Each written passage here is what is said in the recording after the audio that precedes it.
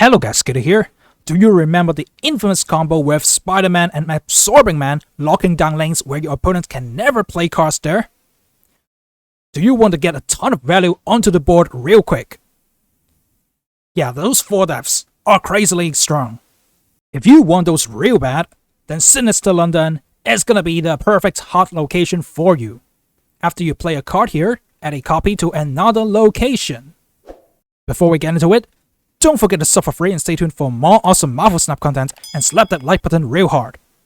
So let's take a quick look at a deck that I made for Sinister London himself.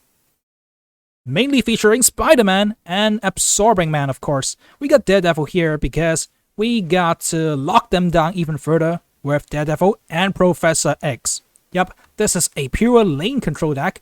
You just control those lanes so your opponents cannot even play cards. And it's all made possible because of the strong Sinister London. It's gonna generate you a ton of value. But hey, we actually need one more card, which is Sabu. There we go. So with this deck, the main idea is going to be placing down your Sabu and then lowering the cost of your Absorbing Man and Spider-Man. Yeah, this actually was possible a long time ago because Sabu used to lower the cost of cards by 2 instead of 1. Yep, they nerfed Sabu down the drain and it's still pretty good. But hey, now we can make those plays on turn 5 because if you Sinister London the Sabu, then it's gonna be your 4 cost cards cost 2 less because there's gonna be 2 Sabu on the field. Yep, you can make the Spider-Man into Absorbing Man play on turn 5, locking out your opponents completely in 2 locations. Imagine how strong that will be. So this is the first deck I have recommended.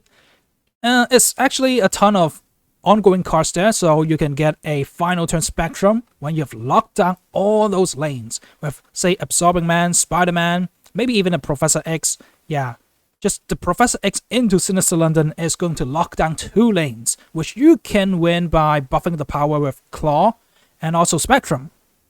So there you go, try this deck out. It's going to be real fun in Sinister London, and it's going to make your opponents really desperate. Now onward to the second deck.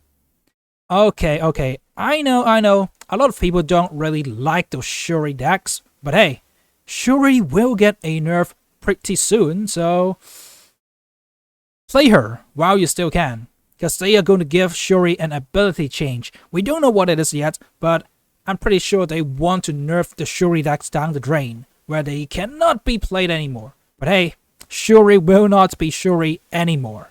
So play her while you can. The update is going to come on April 18th. So play that before the nerf is going to come.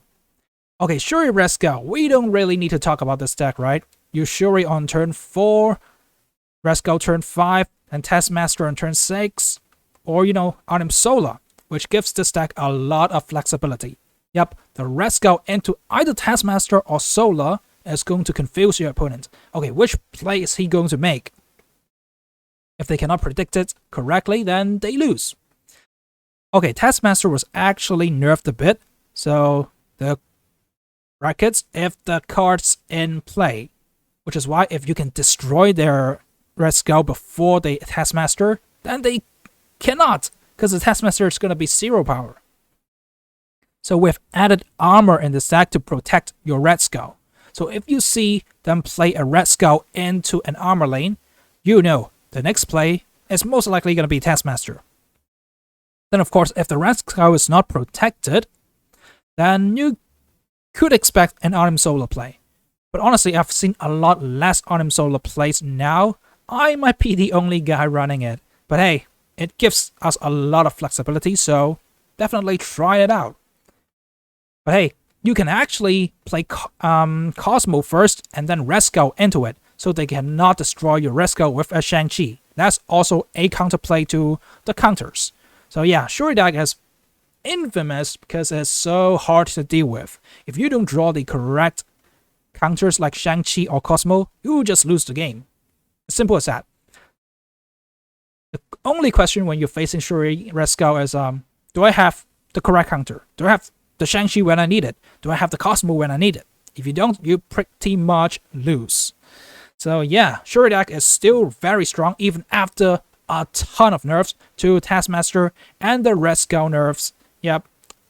13 power? Nah, it's not enough. We're gonna nerf it down to 12.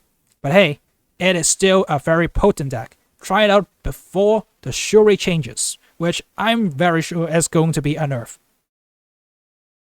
And now, the final deck that I am going to recommend is a Hitmonkey deck, obviously, because, you know, Hitmonkey is the new Season Pass card, and it's going to be this one, the Monkey Dark Hawk deck. Just like in the first deck, Sabu is the one we want to copy with Sinister London to lower your focus card's cost. But of course, with this deck, it's not that important to lower cost with Sabu, because you have Sera. So definitely copy your Sera, and then on turn 6, you can make very huge plays, getting a ton of focus cards down with, say, 1 cost. Because of all these cost reduction, you are going to play, say, all 3 of these focus cards into Hitmonkey. Then your Hitmonkey will be absolutely ginormous.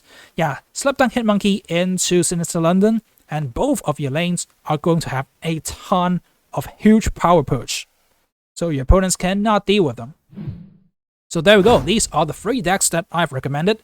Hopefully you guys are going to enjoy these and win a ton of games in Sinister London as the new hot location. If you've enjoyed this, don't forget to smash that like button real hard and sub to the channel for free for more awesome Marvel Snap content. Now have a great day, guys. Happy Easter holidays. And peace out.